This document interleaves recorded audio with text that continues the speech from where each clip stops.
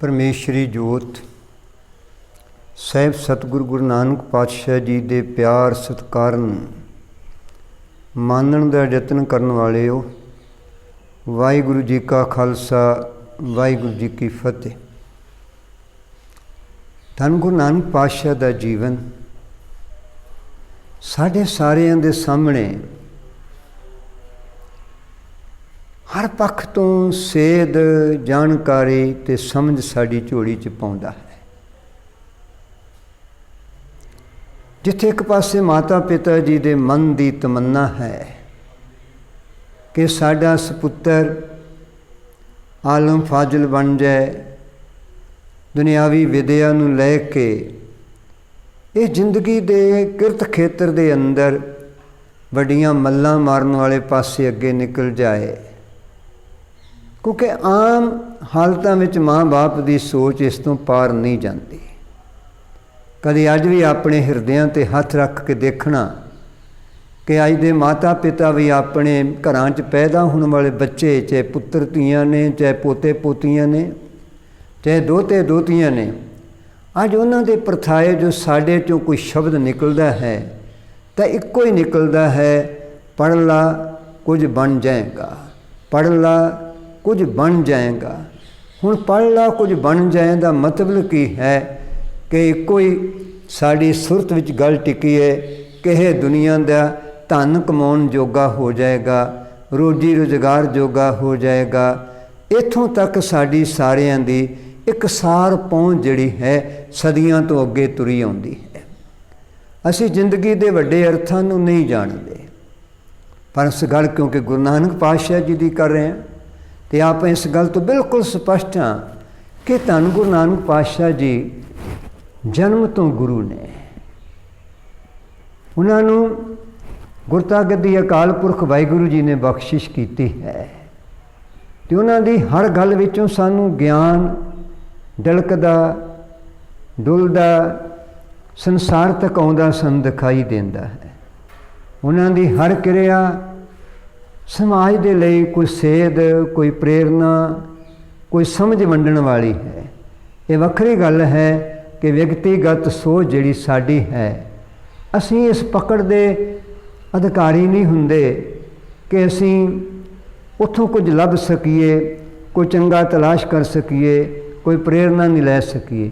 ਆਮ ਤੌਰ 'ਤੇ ਅਸੀਂ ਬਾਲ ਵਰੇਸ਼ ਜਿਹੜੀ ਹੁੰਦੀ ਹੈ, ਬਚਪਨ ਦੀ ਉਮਰ ਜਿਹੜੀ ਹੁੰਦੀ ਹੈ, ਉੱਥੇ ਬੱਚੇ ਦੀਆਂ ਹਰਕਤਾਂ ਨੂੰ ਅਸੀਂ ਕੇਵਲ ਮਨ ਦੇ ਲਈ, ਥੋੜ੍ਹੇ ਚਿਰੇ ਰਸ ਦੇ ਲਈ ਤੇ ਵੇਖ ਲੈਂਦੇ ਹਾਂ, ਪਰ ਉਹਨਾਂ ਹਰਕਤਾਂ ਦੇ ਵਿੱਚੋਂ ਕੋਈ ਵੱਡੀ ਸੇਧ ਦੀ ਤਮੰਨਾ ਨਾ ਸਾਡੇ ਵਿੱਚ ਹੁੰਦੀ ਹੈ, ਨਾ ਅਸੀਂ ਲੱਭਣ ਦਾ ਯਤਨ ਕਰਦੇ ਹਾਂ। ਇਸ ਕਰਕੇ ਕਈ ਮੌਕੇ ਸਾਡੇ ਕੋਲ ਖੁੰਝ ਜਾਂਦੇ ਨੇ ਜਿੱਥੋਂ ਅਸੀਂ ਵੱਡੀਆਂ ਪ੍ਰਾਪਤੀਆਂ ਨੂੰ ਆਪਣੀ ਜ਼ਿੰਦਗੀ ਵਾਸਤੇ ਲੈਣ ਤੋਂ ਵਾਂਝੇ ਰਹਿ ਜਾਂਦੇ ਹਾਂ। ਇੱਥੇ ਹੁਣ ਗੁਰੂ ਨਾਨਕ ਪਾਤਸ਼ਾਹ ਦੀ ਜੀਵਨ ਦੀ ਬਾਤ ਪਾ ਰਹੇ ਹਾਂ। ਉਹਨਾਂ ਦੇ ਜੀਵਨ 'ਤੇ ਹਰ ਕਿਰਿਆ ਸਾਡੇ ਲਈ ਪ੍ਰੇਰਨਾ ਭਰੀ ਹੈ, ਗਿਆਨ ਦਾ ਸਰੋਤ ਹੈ। ਸਾਖੀ ਦੇ ਵਿੱਚ ਵਿਚਾਰਵਾਨਾਂ ਨੇ ਜਿਹੜੀ ਗੱਲ ਨੂੰ ਇੱਕ ਬੜੀ ਪ੍ਰਭਤਾ ਦਿੱਤੀ ਹੈ, ਉਹ ਹੈ ਧੰਨ ਗੁਰੂ ਨਾਨਕ ਸੱਚੇ ਪਾਤਸ਼ਾਹ ਜੀ ਦੇ ਸੁਭਾਅ ਦੀ। ਉਹਨਾਂ ਸੁਭਾਅ ਬੜਾ ਸਖੀ ਹੈ। ਉਹਨਾਂ ਸੁਭਾਅ ਕੋਈ ਵਸਤੂ ਲੈਣੀ ਅਤੇ ਵਸਤੂ ਲੈ ਕੇ ਜਾ ਕੇ ਕਿਸੇ ਲੋੜਵੰਦ ਨੂੰ ਜਿਹੜੇ ਦਿਖਾਈ ਦੇਣਾ, ਉਹਨੂੰ ਜਾ ਕੇ ਵੰਡ ਦੇਣੀ। ਹੁਣ ਇਹ ਸੁਭਾਅ ਸਾਰਿਆਂ ਦੇ ਕੋਲ ਇਕਸਾਰ ਨਹੀਂ ਹੁੰਦਾ। ਆਮ ਸਾਡੇ ਬੱਚਿਆਂ ਵਿੱਚ ਤੇ ਪਕੜ ਹੁੰਦੀ ਹੈ, ਸਾਡੇ ਵਿੱਚ ਵੀ ਪਕੜ ਹੈ। ਕੋਈ ਚੀਜ਼ ਮਿਲ ਜਾਏ ਉਹਨੂੰ ਘੁੱਟ ਕੇ ਫੜ ਲਈਦੀ ਹੈ, ਛੱਡਣ ਨੂੰ ਜੀ ਨਹੀਂ ਕਰਦਾ। ਪਰ ਕਮਾਲ ਦੀ ਗੱਲ ਇਹ ਹੈ ਕਿ ਇੱਥੇ ਧੰਨ ਗੁਰੂ ਨਾਨਕ ਸੱਚੇ ਪਾਤਸ਼ਾਹ ਜੋ ਘਰ ਵਿੱਚੋਂ ਵਰਤੋਂਯੋਗ ਵਸਤੂ ਮਿਲਦੀ ਹੈ, ਉਹ ਵਸਤੂ ਲੈਂਦੇ ਨੇ ਅਤੇ ਲੈ ਕੇ ਦਿੰਦੇ ਕਿਹਨੂੰ ਨੇ? ਜਿਹੜਾ ਲੋੜਵੰਦ ਹੈ, ਜਿਹੜਾ ਜ਼ਰੂਰਤਮੰਦ ਹੈ, ਜਿਹਦੇ ਕੋਲ ਵਸਤੂ ਦੀ ਥੁੜ ਹੈ, ਉਹ ਥੁੜ ਪੂਰੀ ਕਰਨ ਦੇ ਲਈ ਉਹ ਯਤਨ ਕਰਦੇ ਨੇ। ਇਹ ਉਹਨਾਂ ਦਾ ਪਰਉਪਕਾਰੀ ਸੁਭਾਅ ਹੈ, ਜਿਹੜਾ ਉਹਨਾਂ ਦੇ ਜੀਵਨ ਦਾ ਬਹੁਤ ਮਹੱਤਵਪੂਰਨ ਹਿੱਸਾ ਇਸ ਉਮਰ ਦੇ ਵਿੱਚ, ਜਦੋਂ ਅਜੇ ਉਹ ਵਿਦਿਆ ਖੇਤਰ ਦੇ ਵਿਦਿਆਰਥੀ ਦੇ ਤੌਰ 'ਤੇ ਅਜੇ ਸਮਾਜ ਦੇ ਵਿੱਚ ਵਿਚਰਦੇ ਦਿਖਾਈ ਦਿੰਦੇ। ਇੱਕ ਚੀਜ਼ ਇੱਥੇ ਹੋਰ ਜਿਹੜੀ ਗਿਆਨਵੰਤਿਆਂ ਦੀ ਚਰਚਾ ਦਾ ਹਿੱਸਾ ਬਣ ਜਾਂਦੀ ਹੈ। ਉਹ ਹੈ ਉਹਨਾਂ ਦੇ ਅੰਦਰ ਜਿਹੜਾ ਹੈ ਚਰਚਾ ਕਰਨ ਵਾਲੀ ਬਿਰਤੀ, ਵਿਚਾਰ ਵਟਾਂਦਰੇ ਦੀ ਬਿਰਤੀ। ਉਹ ਆਪਣੇ ਹਾਣੀਆਂ ਦੇ ਨਾਲ ਵੀ ਸੰਵਾਦ ਰਚਦੇ ਨੇ, ਉਹਨਾਂ ਨਾਲ ਜਿਹੜੀ ਗੱਲ ਕਰਦੇ ਨੇ ਸੰਸਾਰ ਦੀ ਨਹੀਂ ਕਰਦੇ, ਅਧਿਆਤਮਿਕਵਾਦ ਦੀ ਕਰਦੇ ਨੇ, ਕਰਤਾਰ ਦੀ ਗੱਲ ਕਰਦੇ ਨੇ, ਨਿਰੰਕਾਰ ਦੀ ਗੱਲ ਕਰਦੇ ਨੇ, ਜੀਵਨ ਦੇਣ ਵਾਲੇ ਦੀ ਗੱਲ ਕਰਦੇ ਨੇ। ਉੱਥੇ ਉਹਨਾਂ ਦਾ ਸੰਵਾਦ ਇਸ ਤਰ੍ਹਾਂ ਦਾ ਹੈ, ਜਾਂ ਕੁਝ ਦੇਖਦੇ ਨੇ ਅਤੇ ਦੇਖਣ ਤੋਂ ਬਾਅਦ ਉਹਨੂੰ ਆਪਣੇ ਅੰਦਰ ਮਾਣਦੇ ਨੇ, ਅਤੇ ਮਾਣਦਿਆਂ ਉਹ ਕਿਸੇ ਰਸ ਵਿੱਚ ਵਜਦ ਵਿੱਚ ਨਿਕਲ ਜਾਂਦੇ ਨੇ। ਹੁਣ ਇਹ ਸਾਰੀਆਂ ਗੱਲਾਂ ਸਧਾਰਨ ਸਮਾਜ ਨੂੰ ਜਿਹੜੀਆਂ ਨੇ ਨਾ, ਉਹ ਇੰਨੀਆਂ ਜ਼ਿਆਦੀਆਂ ਅਰਥ ਭਰੀਆਂ ਨਹੀਂ ਜਾਪਦੀਆਂ। ਥੋੜ੍ਹਾ ਜਿਹਾ ਆਪਣੇ ਮਨਾਂ ਨੂੰ ਪੁੱਛ ਕੇ ਦੇਖ ਲੈਣਾ, ਕਿਉਂਕਿ ਸਾਡੇ ਸੰਕਲਪ ਦੇ ਵਿੱਚ ਸੰਸਾਰ ਹੀ ਮਹੱਤਵਪੂਰਨ ਹੈ। ਸਾਡੇ ਸੰਕਲਪ ਦੇ ਵਿੱਚ ਜਿਹੜਾ ਅਧਿਆਤਮਿਕਵਾਦ ਹੈ, ਜਿਹੜਾ ਰਹੱਸਵਾਦ ਹੈ, ਜਿਹੜਾ ਰੱਬੀ ਗਿਆਨ ਦਾ ਰਸਤਾ ਹੈ, ਉਹ ਸਾਡੇ ਅੰਦਰ ਮਹੱਤਤਾ ਜਿਹੜੀ ਹੈ ਇੰਨੀ ਮਜ਼ਬੂਤ ਨਹੀਂ ਰੱਖਦਾ। ਉਹ ਕੇਵਲ ਅਸੀਂ ਇੱਕ ਰਵਾਇਤੀ ਤੌਰ 'ਤੇ ਆਪਣੇ ਆਪ ਨੂੰ ਧਾਰਮਿਕ ਸਾਬਤ ਕਰਨ ਦੇ ਲਈ ਬਾਹਰ ਦੀਆਂ ਕਿਰਿਆਵਾਂ ਕਰਦੇ ਜਾਂ ਉਹਨਾਂ ਕਰਮ ਕਰਦੇ ਦਿਖਾਈ ਦਿੰਦੇ ਹਾਂ, ਤਾਂ ਕਿ ਲੋਕਾਂ ਵਿੱਚ ਸਾਡਾ ਧਰਮੀ ਹੋਣ ਵਾਲਾ ਰੁਤਬਾ ਅਤੇ ਥਾਂ ਬਰਕਰਾਰ ਰਹਿ ਜਾਏ। ਪਰ ਧੰਨ ਗੁਰੂ ਨਾਨਕ ਪਾਤਸ਼ਾਹ ਉੱਥੇ ਸੰਸਾਰ ਵਿੱਚ ਗਿਆਨ ਦਾ ਸੂਰਜ ਬਣ ਕੇ ਆਏ ਨੇ, ਅਤੇ ਉਹਨਾਂ ਦੇ ਉਹ ਜਿਹੜਾ ਸੂਰਜ ਹੈ ਉੱਥੇ ਜਨਮ ਦੇ ਪਲ ਤੋਂ ਛਿਨ ਤੋਂ ਉਹ ਰੋਸ਼ਨ ਹੈ, ਅਤੇ ਉਹ ਰੋਸ਼ਨੀ ਦੇ ਰਹੇ, ਵੰਡ ਰਹੇ। ਉਸ ਰੋਸ਼ਨੀ ਤੋਂ ਫੈਜ਼ ਜਾਬ ਕੌਣ ਕੌਣ ਹੋ ਰਹੇ, ਲਾਭ ਕੌਣ ਕੌਣ ਲੈ ਰਹੇ, ਜਾਂ ਕਿਹਦੇ ਅੰਦਰ ਉਹ ਸੂਰਜ ਦੀ ਪਹਿਚਾਣ ਵਾਲੀ ਅੱਖ ਦਾ ਜਨਮ ਹੁੰਦਾ ਹੈ, ਜਿਹੜਾ ਗੁਰੂ ਨਾਨਕ ਸੱਚੇ ਪਾਤਸ਼ਾਹ ਜੀ ਨੂੰ ਇਸ ਲਹਿਜੇ ਤੋਂ ਪਛਾਣ ਸਕੇ। ਉਹ ਸੰਸਾਰ ਦੇ ਕੋਲ ਜਿਹੜੀਆਂ ਅੱਖਾਂ ਨੇ, ਉਹ ਅੱਖਾਂ ਸਾਡੀਆਂ ਨੇ ਜਿਹਦੇ 'ਚ ਮੇਰ ਹੈ, ਤੇਰ ਹੈ, ਆਪਣਾ ਹੈ, ਬਗਾਨਾ ਹੈ, ਛੋਟਾ ਹੈ, ਵੱਡਾ ਹੈ, ਗਰੀਬ ਹੈ, ਅਮੀਰ ਹੈ। ਅਸੀਂ ਤਾਂ ਪਤਾ ਨਹੀਂ ਕਿੰਨੀਆਂ ਲੀਕਾਂ ਮਾਰ ਕੇ ਮਨੁੱਖੀ ਸਮਾਜ ਨੂੰ ਤੋੜ ਕੇ ਵੇਖਦੇ ਹਾਂ। ਇਤਨਾ ਜਾਪਦਾ ਕਿ ਸਾਡੀਆਂ ਅੱਖਾਂ ਦੇ ਲੱਗੀਆਂ ਹੋਈਆਂ ਐਨਕਾਂ ਦੇ ਸ਼ੀਸ਼ੇ ਜਾਰ ਹੋਏ ਪਏ ਨੇ, ਤਾਈਓ ਟੁੱਟਿਆ ਹੋਇਆ ਸਮਾਜ ਅਤੇ ਸੰਸਾਰ ਦਿਖਾਈ ਦੇ ਰਹੇ। ਹੁਣ ਧੰਨ ਗੁਰੂ ਨਾਨਕ ਸੱਚੇ ਪਾਤਸ਼ਾਹ ਦੇ ਬਾਰੇ ਵਿੱਚ ਸਾਖੀ ਦੇ ਕਰਤਾ, ਇਤਿਹਾਸ ਲਿਖਣਹਾਰੇ ਇਹ ਗੱਲ ਬੜੀ ਬਖੂਬੀ ਲਿਖਦੇ ਨੇ। ਕਿਉਂ?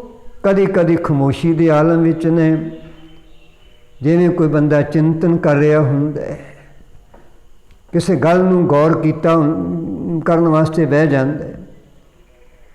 ਹੁਣ ਜਿਹੜਾ ਗੌਰ ਗੁਰੂ ਨਾਨਕ ਜੀ ਕਰਦੇ ਹੋਣਗੇ, ਉਹ ਗੌਰ ਸਾਡੇ ਵਾਲਾ ਤਾਂ ਹੋਏਗਾ ਨਹੀਂ। ਅਸੀਂ ਗੌਰ ਕਰਦੇ ਹਾਂ ਦੁਨਿਆਵੀ ਵਸਤੂਆਂ ਦੇ ਬਾਰੇ, ਦੁਨਿਆਵੀ ਪਦ ਪਦਵੀਆਂ ਦੇ ਬਾਰੇ, ਦੁਨਿਆਵੀ ਲੋੜਾਂ ਦੀ ਪੂਰਤੀ ਦੇ ਵਾਸਤੇ ਉਹ ਮੱਥੇ 'ਤੇ ਹੱਥ ਰੱਖ ਕੇ ਬਹਿ ਕੇ ਅਸੀਂ ਖੋ ਜਾਂਦੇ ਹਾਂ ਕਿਸੇ ਅਜੀਬ ਜਿਹੀ ਦੁਨੀਆ ਵਿੱਚ। ਸਾਡਾ ਚਿਹਰਾ ਦੱਸਦਾ ਹੈ ਕਿ ਅਸੀਂ ਕਿਸੇ ਚਿੰਤਾ ਦੇ ਸਾਗਰ ਵਿੱਚ ਗੋਤੇ ਖਾ ਰਹੇ ਹੁੰਦੇ। ਪਰ ਗੁਰੂ ਨਾਨਕ ਜੀ ਚਿੰਤਾ ਦੇ ਸਾਗਰ ਵਿੱਚ ਗੋਤੇ ਖਾਣ ਵਾਲੇ ਨਹੀਂ ਹਨ। ਉੱਥੇ ਪੈਗੰਬਰ ਨੇ, ਉੱਥੇ ਗਿਆਨ ਦੇਣ ਵਾਲੇ ਨੇ। ਉਹਨਾਂ ਦੇ ਸਾਨੂੰ ਇਹ ਗਿਆਨ ਵੰਡਿਆ ਅੱਗੇ ਚੱਲ ਕੇ ਉਹਨਾਂ ਦੀ ਬਾਣੀ 'ਚੋਂ ਮਿਲਦਾ ਹੈ। ਜਿਹੜੇ ਸਾਨੂੰ ਬਚਨ ਕਹਿੰਦੇ, ਨਾ ਕਰ ਚਿੰਤਾ ਹੈ ਕਰਤੇ ਹਰ ਦੇਵੇ ਜਲ ਥਲ ਜਨਤਾ ਸਭ ਤੇ। ਹੁਣ ਭਾਗਾਂ ਵਾਲਿਓ, ਅੱਜ ਗੁਰੂ ਨਾਨਕ ਸੱਚੇ ਪਾਤਸ਼ਾਹ ਦੀ ਜ਼ਿੰਦਗੀ ਦਾ ਇੱਕ ਵਰਤਾਰਾ ਇਹ ਜਿਹੜਾ ਹੈ, ਜਿਹਨੂੰ ਸਮਾਜ ਨੇ ਅਨੁਭਵ ਕਰਨਾ ਸੀ, ਮਾਤਾ ਪਿਤਾ ਨੇ ਦੇਖਣਾ ਸੀ, ਆਪਣੇ ਬੱਚੇ 'ਚੋਂ ਚੰਗੇ ਲੱਛਣ, ਚੰਗੇ ਗੁਣ, ਚੰਗਿਆਈਆਂ ਉਹਨਾਂ ਨੇ ਵੇਖਣ ਦਾ ਯਤਨ ਕਰਨਾ ਸੀ। ਪਰ ਅਜੇ ਰਾਏ ਭੋਜ ਦੀ ਤਲਵੰਡੀ ਦੇ ਵਿੱਚ ਚੰਦ ਦੀ ਰੂਹਾਂ ਨੇ ਜਿਹੜੀਆਂ ਗੁਰੂ ਨਾਨਕ ਸੱਚੇ ਪਾਤਸ਼ਾਹ ਜੀ ਨੂੰ ਆਮ ਸਧਾਰਨ ਬੱਚੇ ਤੋਂ ਹੋਰ ਤਰ੍ਹਾਂ ਦਾ ਮਹਿਸੂਸ ਕਰਕੇ ਆਪਣੇ ਅੰਦਰ ਇੱਕ ਸਕੂਨ ਜਿਹੜਾ ਹੈ ਮਾਣ ਰਹੇ ਨੇ। ਹੁਣ ਮਹਿਤਾ ਕਲਿਆਣ ਦਾਸ ਜੀ ਦੀ ਇੱਥੇ ਚਿੰਤਾ ਵੱਧ ਜਾਂਦੀ।